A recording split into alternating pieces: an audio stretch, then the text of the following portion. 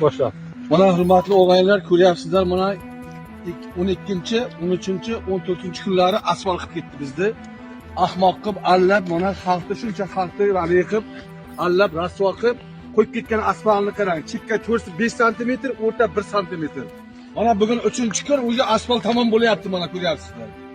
3-kun hali bugun asfaltimizga. Mana shunaqa joy, mana o'rta 1 sm, 1,5 sm. Shunaqa joy uzunasiga shunaqa. Mana qarangizlar. Bir vositalarni shunday.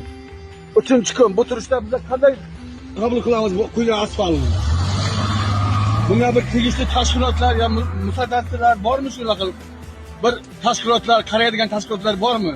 Kimga murojaat qilsak bo'ladi bizlar? Kimga? Dardimizni kimga aytaylik biz? İtak Beshkapa mahallasini Mustaqillik ko'chasi deydi. Ha, bizning adresimiz İtak Beshkapa mahallasi, Mustaqillik ko'chasi. Shu yerdan qancha asfalt qo'yildi? 600 metr. 600 metr asfalt, 600 metrda ham mana shuncha